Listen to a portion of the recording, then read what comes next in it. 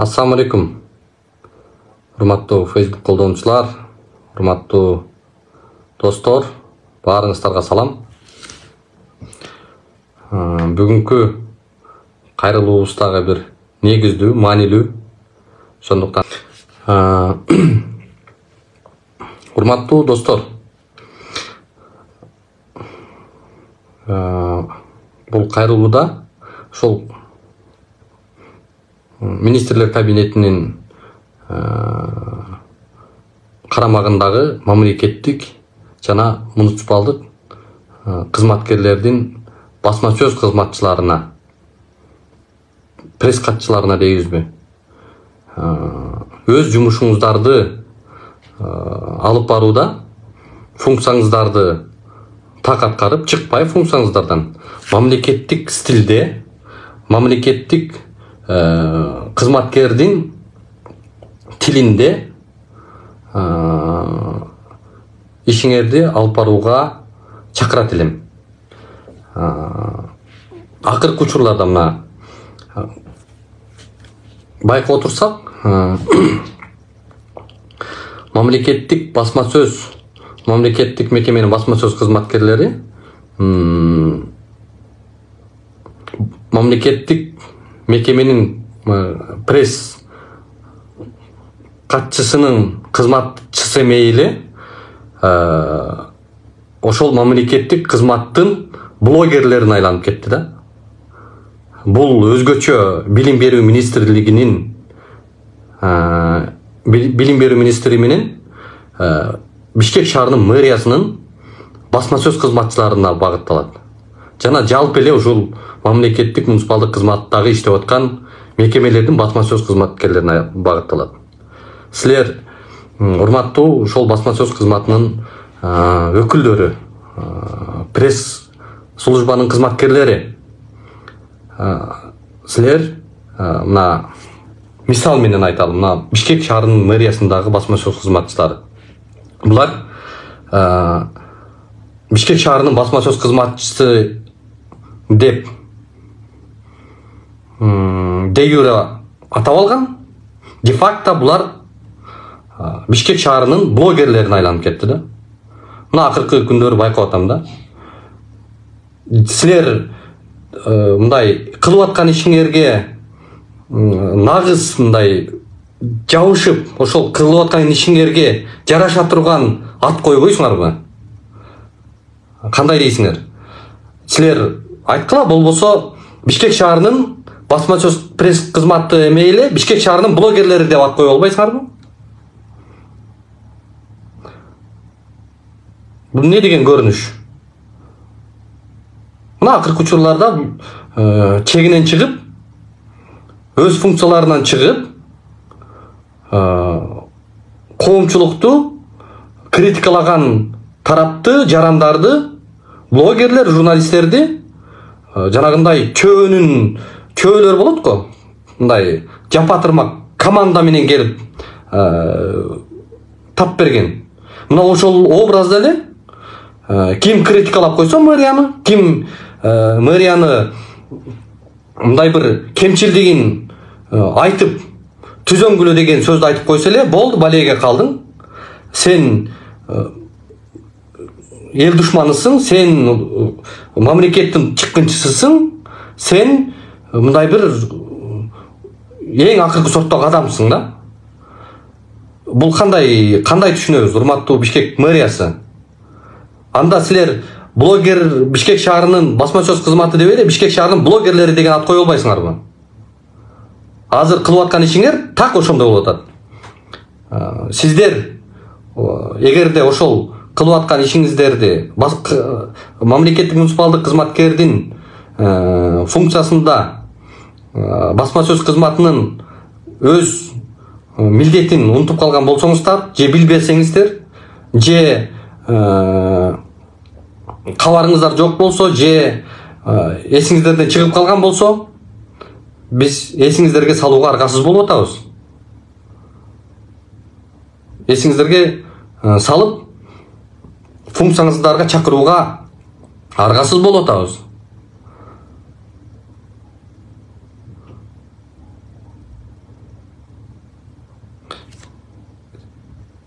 мамлекеттик муниципалдык ошол Бишкек мэриясынын басма сөз кызматы, жалпы эле пресс катчылар булар ошол мекеменин стратегиясын, ошол мекеменин кылып аткан иштерин, кыла турган иштерин жана жетекчинин позициясын коомчулукка түз алып жеткизүү.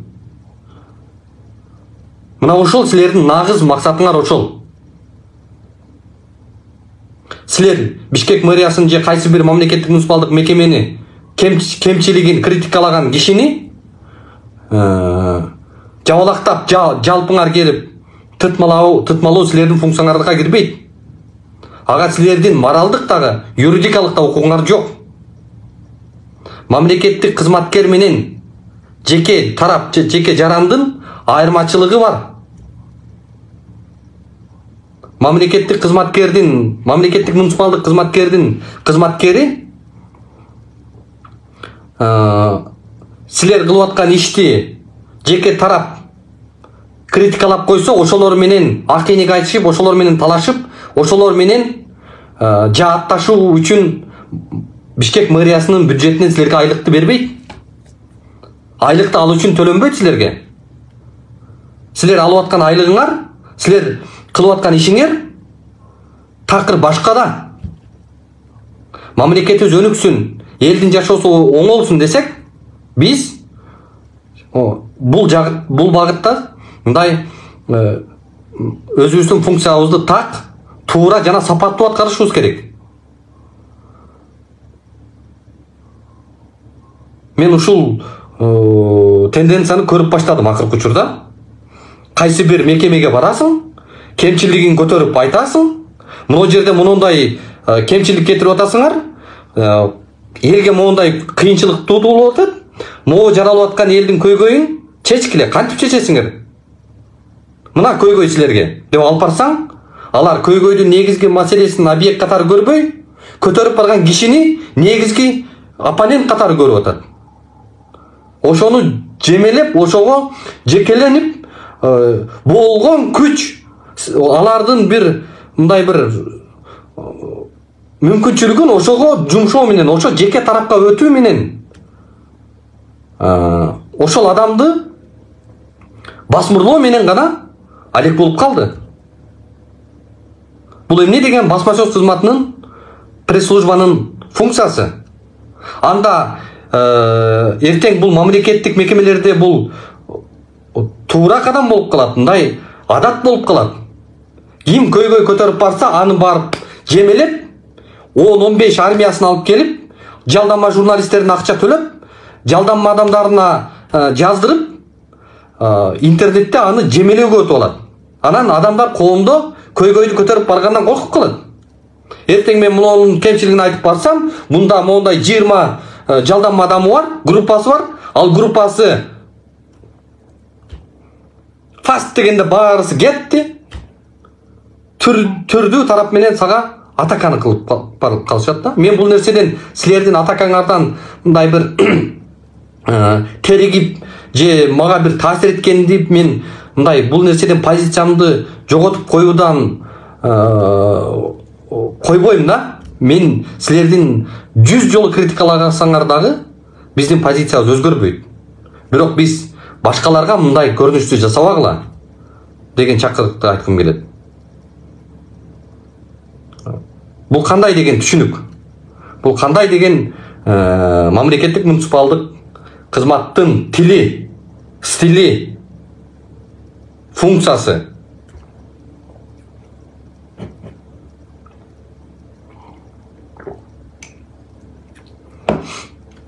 Мына байкап отурам 2 күндөн бери. Атайын кыркып, атайын маалыматты ошол басма сөз кызматы айтып атканда манипуляция кылып, астына титрларды жазып, булардын бир иши болуп калдым. Мэриянын. Бул кандай көрүнүш? Бул кандай деген нерсе?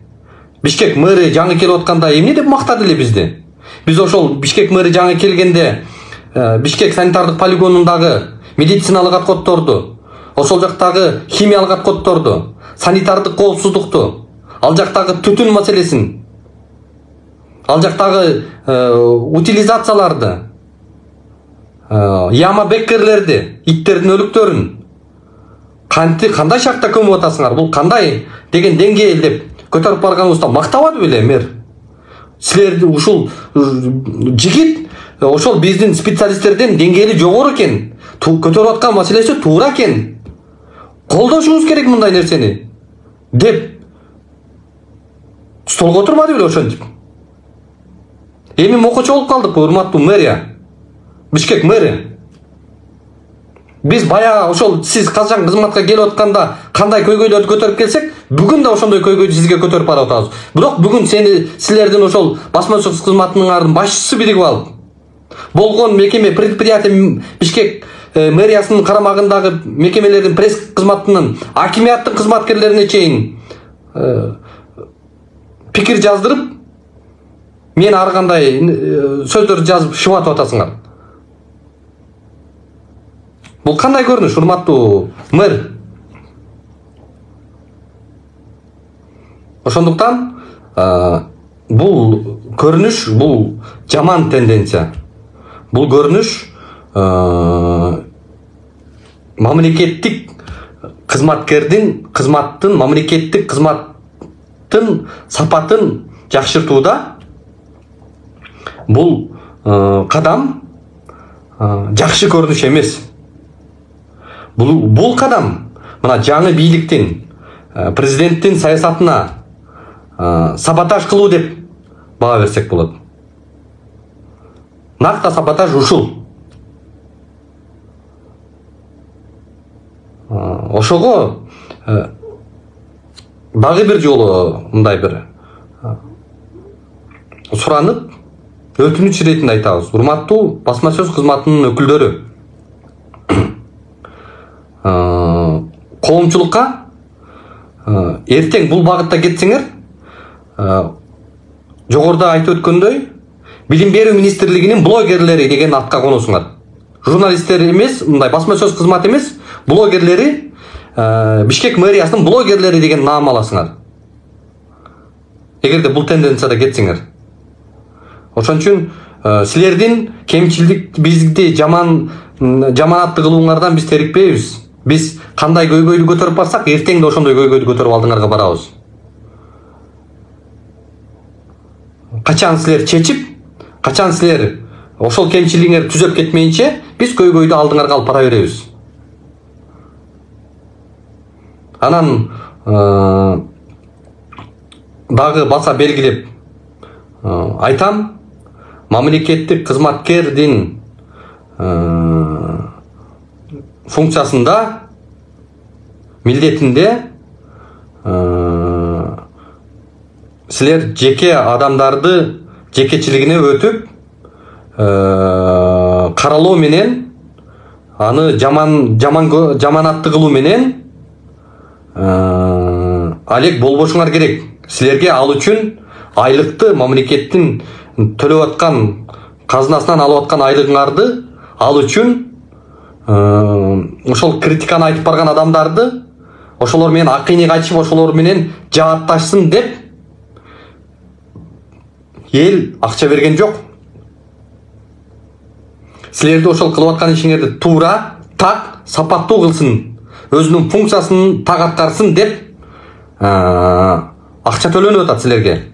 Элдин, мамлекеттин эсебинен силерге ошон үчүн отурасыңар, ошон үчүн ошол каражатка жан багып атасыңар. Мына ушул нерсени эсиңерден чыгарбагыла.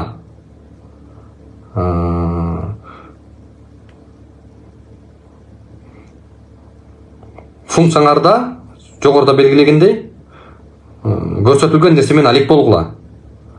Анан блогерлерге айланып кеттиңер азыр. Кылып аткан ишиңерди силердин баракчаңарга кирсе, жазып аткан нерсеңерден силердин деңгээлиңерди аныктап койсо болот. Ошон үчүн биз айтабыз, маселени бизди жаманатты кылып, бизди жамандоо менен чече албайсыңар да. Критикалаган толық түрде эгерде жакшы ишиңер болсо мактап, алкап, ошол эле учурда кемчилдигиңер, алешемдигиңер болсо аны көтөрүп, алып барып силерге жеткизүүгө кылган аракетибиз токтобойт. Бул багытта силерге далай жолу көйгөйлөрдү алып барабыз. Ошол биз көйгөйлөрдү алып барганга чейин силер ошол көйгөйлөрдү жерден чечкиле. Бизди барбасын десеңер. Башка жол менен силердин пресс кызматындагы армияңар менен жаманатты кылып койсок эле Улукбек бизге келбей калат.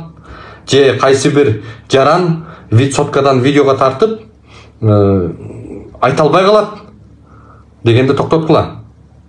Азыр силердин тазалыктагы кызматкерлериңер ар бири сотка тартып, ар кимдин машинасын аңдып жүрөт. Муну кайсы мусор таштады, бул кайсы мусор таштады. Ооба, бардык адам шуруга тизилгендей билимдүү, бардык адам өзүнүн мындай деңгээли жогору эмес. Кой аксагы менен миң. Кээ бир ошондой мусорлуккага башка мусорларды төгүп койсо, аны коомчулукка көрсөтүп, мына бул акмак деп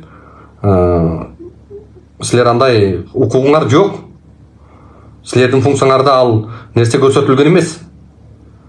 Ошондуктан биз айткыбыз келет, кылган ишиңиздерди, көтөрүп барган көйгөйлөрдү чечүүдө туура реакция кылгыла. Туура реакция кылсаңар, маселе да бат бүтөт, маселе да оңуна кетет, элден да каргыш албайсыңар.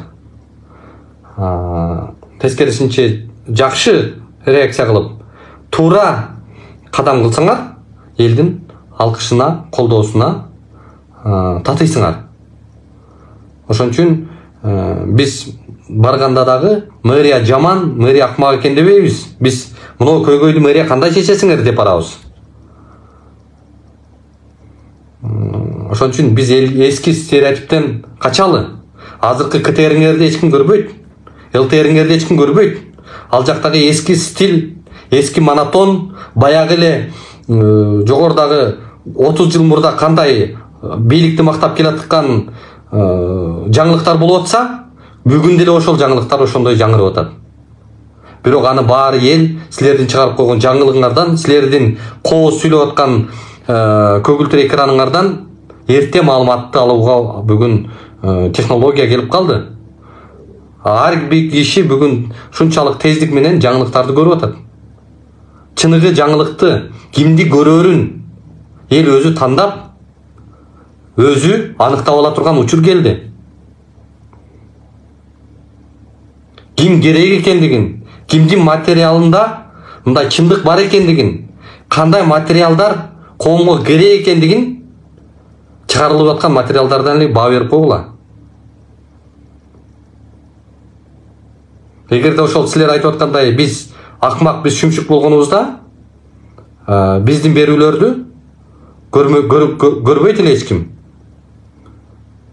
Ошондуктан мындай арыдан бери болуп коомчулукка туура мамиле жасап, өз функцияңарды аткарууга чакырабыз. Жакшы кылып аткан мындай бир алкай турган иштерди, иштеп аткан мамлекеттик кызматкерлерди биз иштеп атат деп айтабыз. Иштебей аткан шалакы, көз боемочу, показуха, пиарчы саясатчылар болуп аткан болсо, аларды да бетине барып айтабыз. Сен муундай кылып атасың деп. Ошол маалымат бүгүн ошол жогорку бийликке жетип турса, жогорку бийликтегилер ошол жактагы показухаларга ээрип, ошолорго шилекей агып, ошолорго ыраазы болуп калган болсо, анда иштин бүткөнү ошол.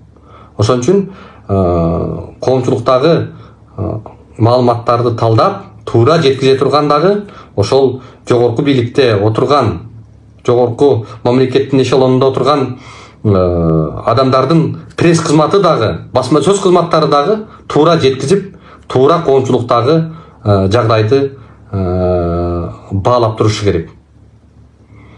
Ошол аягында бир сөз менен жыйынтыктайын. Бай сүйлөсө макулчулар көп, бечара сүйлөсө акылчылар көп деген сөз бекерден эмес экен. Биз качанга чейин ушул бийлиги бардын, кызматта отургандардын астында кол чаап, башыбызды ийип, паткалимчилик кылган токтотсок, биздин мамлекетте өнүгүү болот. Анан ошол пактакорлор, ошол кошоматчылардын сөзүнө сүйүнүп жүрө бере турган болсок, анда биздин эртеңкибиз бүдөмүк болот. Ошол бар болуңуздар, барыңыздардын колдоп аткандыгыңыздардагы маалыматтарды көрүп, талдап, чындык каякта экендигин, маселенин көйгөйдүн тамыры кайсыл жерде болуп аткандыгын түшүнүп аткан биздин мекендештерге алкыш айтабыз, ыраазычылык билдиребиз. Колдоп, кат жазып, кайрылып аткандыгыңыздарга биз абдан ыраазыбыз. Бар болуңуздар, буйруса мындан аркы багытта да биз ошол эле билим берүү тармагында, ошол эле медицина тармагында, ошол эле социалдык жагдайлар, социалдык көйгөйлөр тууралуу маселелерди көтөрө беребиз. Кайсы жерде эл кыйналып, кайсы жерде бечаранын укугу тепселип аткан болсо, биз ошонун жанындабыз. Дагы бир баса белгилеп коеюн, биз азыр мен саясаттан, урматтуу достор, алысмын. Бир дагы саясий топту колдобойм, бир дагы саясий топту мен сүрөбөйм. Бир дагы саясатчыны мен ээрчибейм. Бул биздин негизги максатыбыз. Ошондуктан азыр саясатта биз бейтараппыз. Кийин кайсы жерде адам кыйналган, жараныбыз, мекендешибиз чакырса, биз ошонун жанында болобуз. Ошол саясатка дагы, депутаттыкка дагы бара турган оюбуз жок. Бүгүнкү чалып, сунуштап, ушинтип айтып аткандыгыңыздарга рахмат. Бирок биз азыр депутат болуу биздин максатыбыз жок. Биз бир жерге байлангыбыз келбейт. Жалпы Кыргызстандын 7 дубанына чейин барып, биз болгон көйгөйлөрдү, болгон элдин үнүн коомдук мейкиндикке алып чыгуу менен чечилишине жардам беребиз. Бейпүлтүн бар болуңуздар, биздин баракчаларга катталып, өзгөчө YouTube баракчабызга катталып, пикир жазып бөлүшүп туруңуздар. Негизги биздин аудиториябыз ошол YouTube баракчабызда. Анан Facebook, Instagram баракчалардан буюрса ушундай түз эфирлерди чыгып, пикирибизди билдирип, жагдайлар боюнча түшүндүрмөлөр берип турабыз. Эртең Кудай буйруса кечинде биздин YouTube баракчабыздан дагы бир резонанстуу коомчулуктун бир күрөө тамырындагы көйгөйдү чагылдырабыз. Эртеңки биздин берүүдү YouTube'дан көрүңүздөр. Бар болуңуздар. Биз сиздердин колдооңуздарга ыраазыбыз. Ар дайым сиздер мененбиз.